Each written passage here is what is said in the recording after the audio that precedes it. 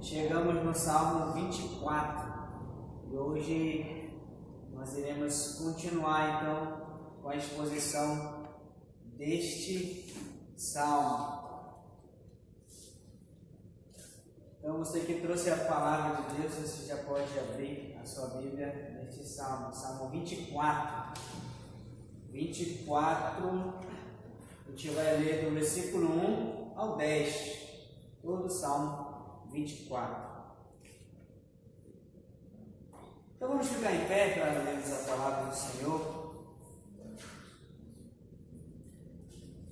Salmo 24 diz assim: Ao Senhor pertence a terra e tudo o que nela se contém, o mundo e os que nele habitam. Fundou-a ele sobre os mares e sobre as correntes a estabeleceu. Quem subirá ao monte do Senhor? Quem há de permanecer no seu santo lugar? O que é limpo de mãos e puro de coração, que não entrega a sua alma à falsidade, nem jura dolosamente. Este obterá do Senhor a bênção e a justiça do Deus da sua salvação. Tal é a geração dos que o buscam a face do Deus de Jacó. Levantai, ó portas, as vossas cabeças, levantai-vos, ó portais eternos, para que entre o Rei da Glória. Quem é o Rei da Glória? É o Senhor, forte e poderoso, o Senhor poderoso nas batalhas.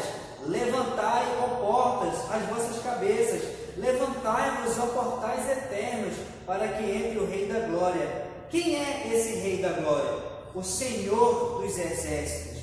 Ele é o Rei da Glória. Vamos orar? Querido Deus, eterno Pai que está nos céus, graças te damos, Senhor, por estarmos mais uma vez nessa noite diante da Tua Palavra. Te pedimos graça, iluminação, para que a gente compreenda esta mensagem e saia daqui edificados e fortalecidos pelo Senhor, para que a gente seja cada vez mais conformados à imagem e semelhança do Teu Filho Jesus. Assim oramos em nome de Jesus. Amém. Amém. Pode sentar. Bem, baseado neste salmo, nesta noite, eu quero falar sobre o seguinte tema: adore o Rei da Glória. Preste atenção aqui. Se este Rei da Glória, ele já perdoou os seus pecados, se ele já transformou a sua vida em uma nova criatura pelo poder do Espírito Santo, se ele já poupou você do inferno, do lago de fogo, se ele já tirou você do reino das trevas e transportou você para o reino da luz, lhe dando de graça a vida eterna, se tudo isso já aconteceu com você, o seu maior dever agora, nesta vida, é adorar este maravilhoso Rei da Glória. É isso que você deve fazer. Você deve dispor o seu coração para adorá-lo em espírito e em verdade, como gratidão por todas as maravilhas que esse Rei tem feito na sua vida. Mas como é que você deve adorar este Rei da Glória? De que maneira você deve expressar a sua adoração a Ele? No decorrer dessa mensagem aqui, você saberá como é que você deve adorá-lo, pois é sobre este assunto, sobre essa questão que estaremos meditando nesta noite. Veja bem, este belíssimo salmo, ele foi escrito pelo salmista Davi para ser cantado quando a Arca da Aliança foi tirada da casa de Obed-Edom para ser colocada atrás das cortinas no Monte Sião, em Jerusalém. Nesse sentido, podemos ver aqui que Davi ele vai descrever neste salmo a gloriosa entrada do Senhor na Terra Santa, adorando ao Senhor como Criador, como Salvador e como Rei. Por causa disso, você também deve adorar o Senhor como seu Criador, como seu Salvador e como o seu Rei. Portanto, o meu propósito aqui com essa mensagem é trazer à sua consciência e ao seu coração o dever que você tem de adorar ao Senhor, reconhecendo Ele como o seu Deus Criador, reconhecendo Ele como o seu Salvador e reconhecendo Ele como o seu Rei. Então, vamos ver aqui neste salmo essas 3 maneiras que o salmista adora ao Senhor. Então, a primeira maneira que você deve adorar ao Senhor é reconhecendo Ele como o Deus Criador por meio da criação. Veja aí o versículos 1 e 2. Olha o que o salmista ele vai dizer. Ao Senhor pertence a terra e tudo o que nela se contém, o mundo e os que nele habitam.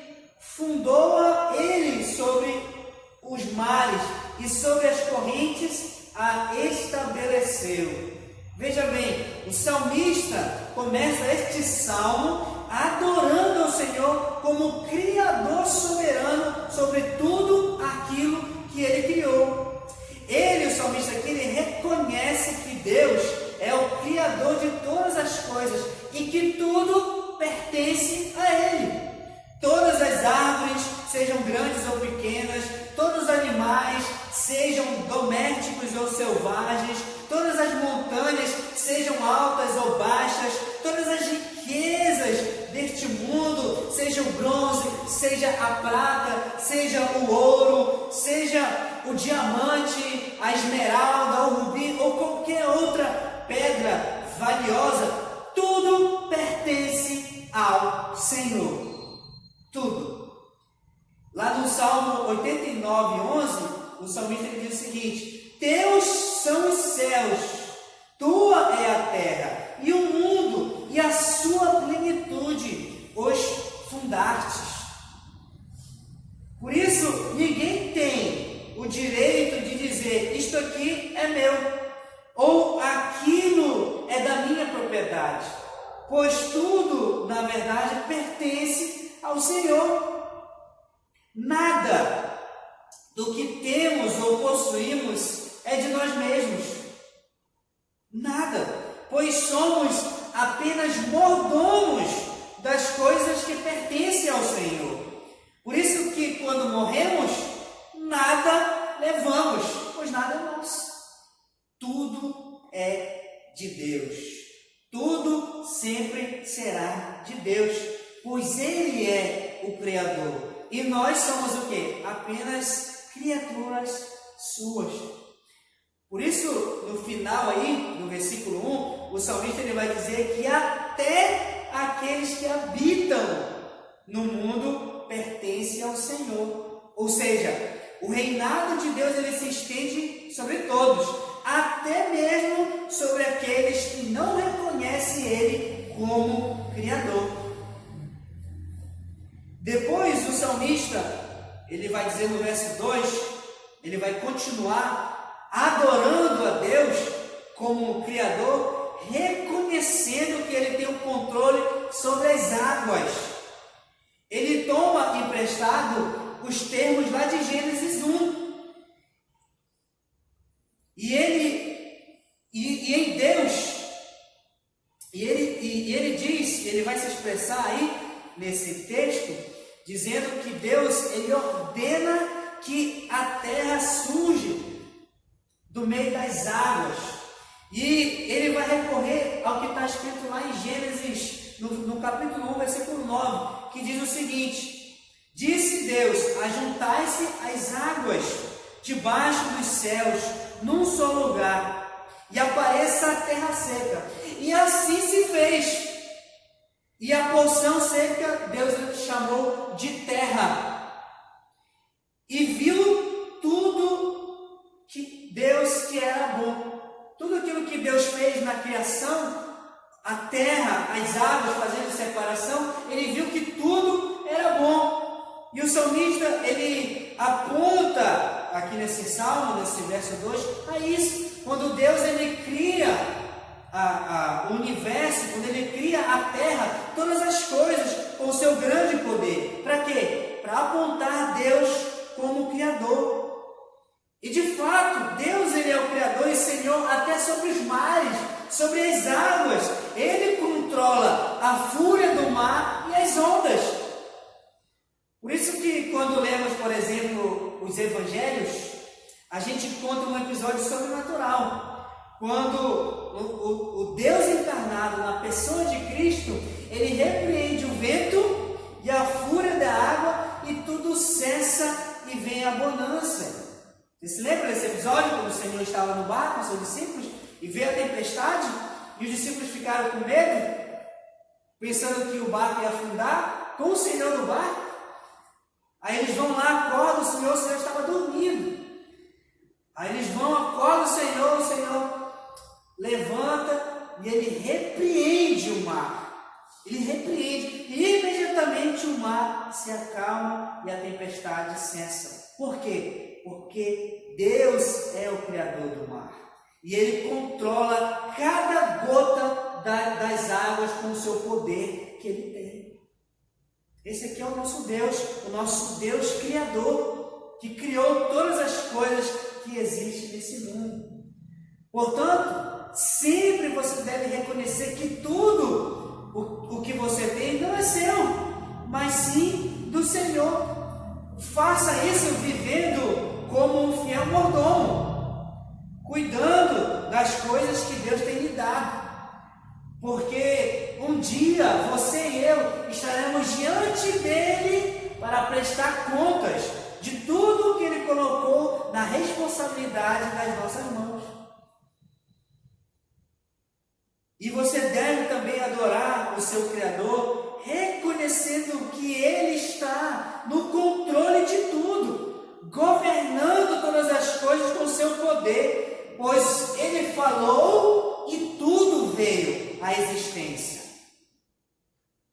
Também você deve adorar o seu Criador, temendo a Ele todos os dias, guardando seus mandamentos, pois este é o seu dever como filho de Deus.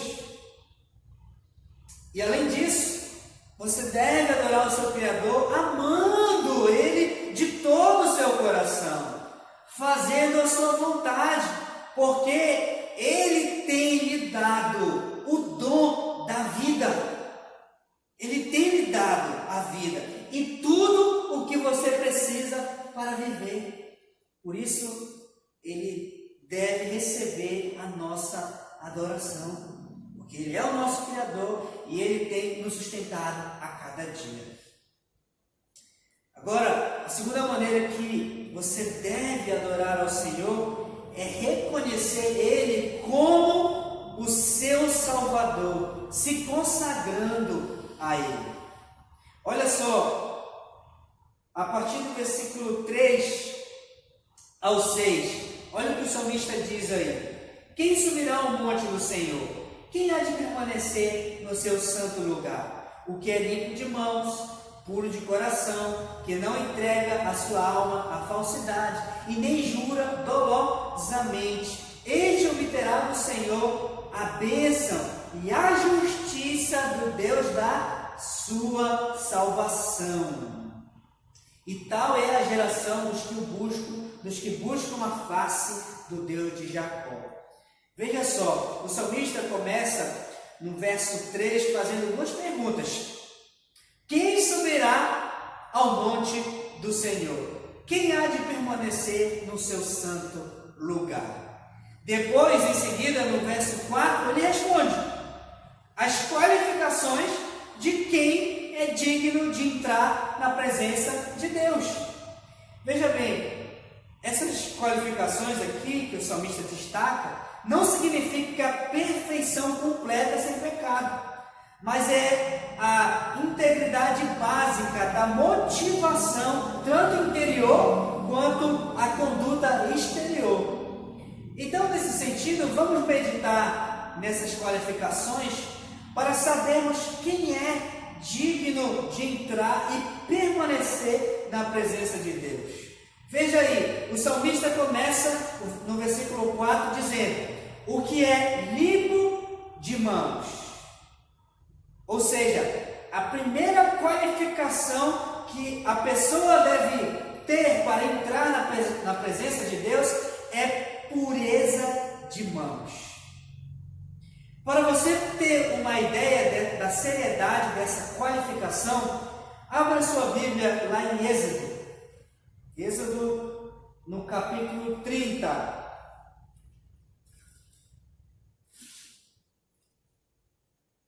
Êxodo, segundo livro da Bíblia, bem fácil de achar.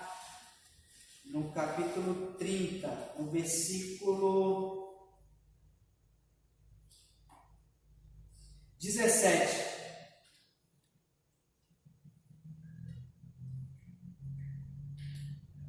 Olha o que o texto diz. Êxodo 30, 17. Disse mais o Senhor a Moisés: farás também uma bacia de bronze, com o seu suporte de bronze, para lavar. Pô-la-ás entre a tenda da congregação e o altar, e deitarás água nela. Nela Arão e seus filhos lavarão as mãos e os pés. Quando entrarem na tenda da congregação, lavar-se-ão com água, para que não morram. Ou quando se chegarem ao altar para ministrar, para acender a oferta queimada ao Senhor. Lavarão, pois, as mãos e os pés, para que não morram. Isto lhe será por estatuto perpétuo. A ele é a sua posteridade, através de suas gerações. Veja bem, veja só aqui, o sacerdote Arão, juntamente com a sua geração de sacerdotes, eles eram obrigados a lavar os pés e as mãos antes de se envolverem com os deveres sacerdotais na presença de Deus. Eles deveriam purificar as mãos.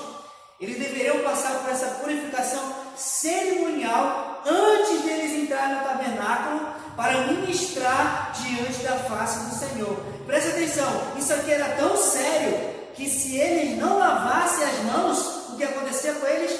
Eles receberiam sentença de morte. Por que isso? Pois ninguém deve entrar na presença de Deus de qualquer jeito. Essa é a ideia aqui. Ninguém pode entrar na presença de qualquer jeito. E se ele não lavasse as mãos, se eles não se purificassem e eles entrassem imundos no tabernáculo, eles morriam na mesma hora. Para você ver a seriedade de a gente entrar na presença de Deus. A gente não pode entrar de qualquer jeito. E o que significa ter as mãos limpas para nós hoje aqui? Ter mãos limpas se refere às nossas ações, ao nosso comportamento, às nossas atitudes diante do Senhor. Nesse sentido, para você entrar na presença de Deus, você deve ter ações santas, um comportamento piedoso e atitudes retas diante dele. Essa é a ideia.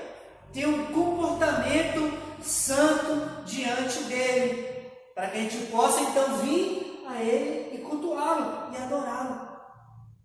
Em seguida, o salmista diz uma outra qualificação no texto. Ele fala que para a pessoa entrar na presença de Deus, ela deve ser pura de coração. Na primeira qualificação que nós vimos, o salmista ele destaca ações externas, atitudes externas. Agora, nessa segunda qualificação, o salmista vai destacar a postura interior. Ele vai falar da pureza do coração, que a pessoa deve possuir para entrar na presença de Deus. Ou seja, o que está em jogo agora aqui é a intenção do coração, é a motivação do coração. Então, para a pessoa entrar na presença de Deus, ela deve ter um coração limpo, um coração purificado E também ela deve ter os seus pensamentos santos, honestos e verdadeiros. É assim que a gente deve entrar na presença de Deus, com o coração puro.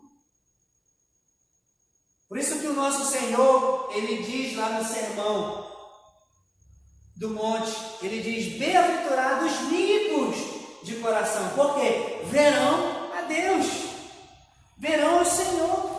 Essa é a postura, é dessa forma, é dessa maneira que a gente deve adorar ao Senhor, com um coração puro, com um coração limpo.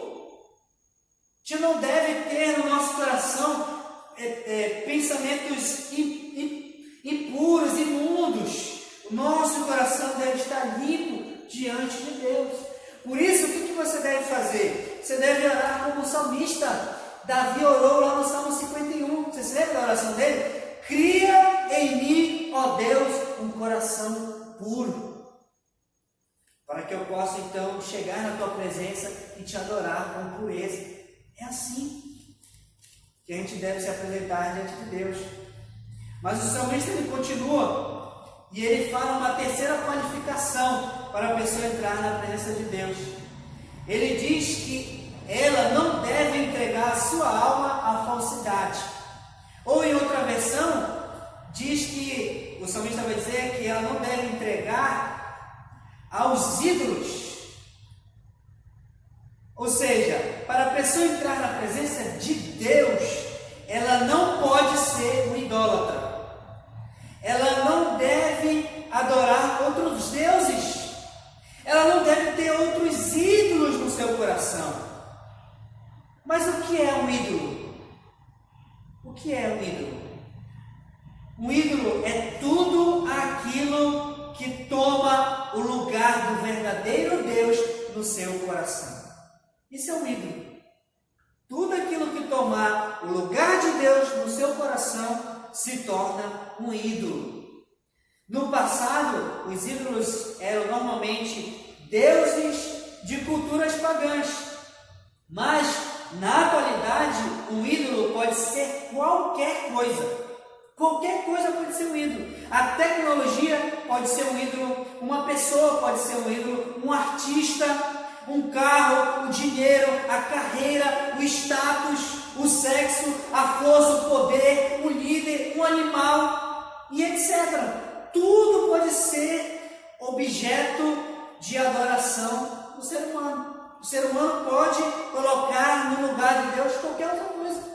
E é o que temos visto, na nossa atualidade. Pessoas adorando diversos tipos de coisas. Para você ter uma ideia, lá na Índia, existe mais de 300 milhões de deuses. Tudo para eles é Deus. Eles adoram qualquer coisa. E o ídolo é justamente isso. É colocar qualquer outra coisa no lugar de Deus no nosso coração. E se tem um pecado que Deus condena nas Escrituras, é a idolatria. Deus ele condena esse pecado. Por quê? Deus ele não divide a sua glória com ninguém. Ele não divide. A nossa adoração, o nosso louvor, ele deve ser dado somente a Deus. Nós devemos adorar unicamente a Deus e não devemos ter ídolos no nosso coração. Por isso, todo aquele que deseja entrar na presença de Deus não deve ter outros deuses no seu coração, não deve ter ídolos no seu coração, porque somente Deus é digno de ser adorado. Portanto, não tenha ídolos no seu coração, para que você possa adorar somente a Deus. Em seguida, aí no verso 4 ainda, o salmista ele diz a última qualificação que a pessoa deve possuir para entrar na presença de Deus. Ele diz que ela não deve jurar dolosamente, ou seja, ela não deve falar de modo enganoso, falso ou mentiroso, e nem jurar em nome de falsos deuses. sentido, o que você deve fazer é guardar a sua língua do mal e não ter lábios que falem de modo enganoso, mentiroso, fraudulento. Não, você não deve ter essa postura diante de Deus. Você deve falar de maneira santa, de maneira piedosa, para que você possa adorar ao Senhor em santidade. Depois o salmista diz no verso 5 aí: este obterá do Senhor a bênção e a justiça do Deus da sua salvação. Este quem? A pessoa do verso 4, que é limpo de mãos, pura de coração, que não entrega a sua alma aos ídolos e nem jura dolosamente. Este que vive assim, dessa maneira, o que vai receber do Senhor? Vai receber do Senhor a sua bênção e a sua justiça. E o que é receber a bênção do Senhor? Receber a bênção de Deus é receber o seu favor, é receber a sua graça e todas as outras coisas boas. Receber a justiça de Deus é ser declarado apto para receber a salvação. Mas não é pelos nossos próprios méritos ou esforços que conseguimos ser pessoas limpas, pessoas puras, pessoas que não adoram outros deuses. Não, é somente pela graça de Deus, é somente por meio de Jesus Cristo que conseguimos ser pessoas assim, santas e puras diante de Deus. É somente pelos méritos de Cristo que somos então salvos. Por isso que a gente deve então sempre reconhecer Cristo como o nosso Salvador, nos consagrando a Ele. Portanto, sempre reconheça Cristo como seu Salvador, confiando nele plenamente, pois debaixo do céu não há nenhum outro nome dado aos homens pelo qual devemos ser salvos. Não há. A nossa única esperança de vida eterna está somente em Cristo. Somente através de Cristo que recebemos a justiça de Deus, que somos declarados justos diante de Deus e assim podemos entrar na vida eterna. Por isso você deve sempre adorar a Deus como seu Salvador, se consagrando para Ele, vivendo em santidade para Ele, todos os dias da sua vida. Agora, em terceiro e último lugar, você deve adorar ao Senhor reconhecendo Ele como o Rei da Glória, celebrando o seu nome. Olha o que o salmista ele vai dizer aí a partir do versículo 7. Levantai, ó portas, as vossas cabeças, levantai-vos, ó portais eternos, para que entre o Rei da Glória. Quem é o Rei da Glória? É o Senhor forte e poderoso, é o Senhor poderoso nas batalhas. Levantai, ó portas, as vossas cabeças, levantai-vos, ó portais eternos, para que entre o Rei da Glória. Quem é esse Rei da Glória? O Senhor dos Exércitos. Ele é o Rei da Glória. Veja bem, os versos 7 e 9 são textos repetidos. Você pode perceber aí, é o mesmo texto. E neste texto, o salmista ele diz: levantai, ó portas, as vossas cabeças, levantai-vos, ó portais eternos, para que entre o Rei da Glória. O que esse texto significa? Qual é o significado desse texto? Veja bem, preste atenção. Dentro do contexto histórico, essas portas eram as portas da cidade de Jerusalém.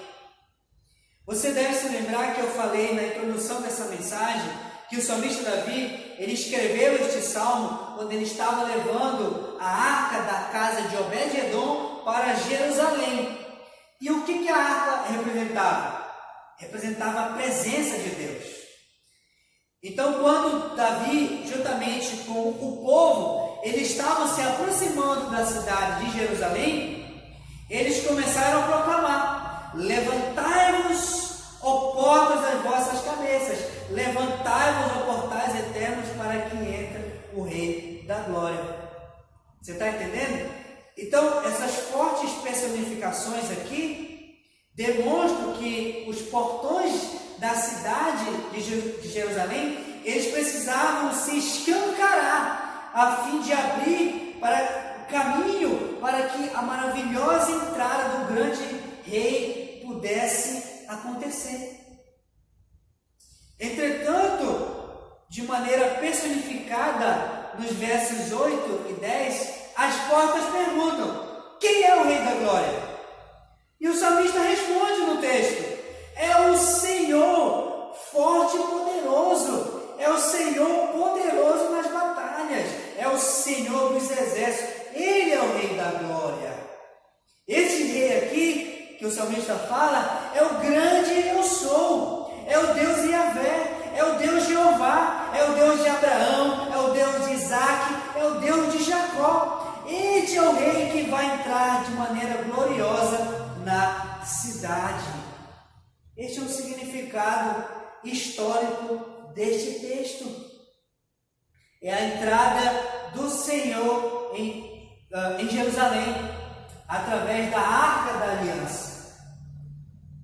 Entretanto, este texto ele aponta de maneira profética para a ascensão de Cristo nos portais celestiais da glória.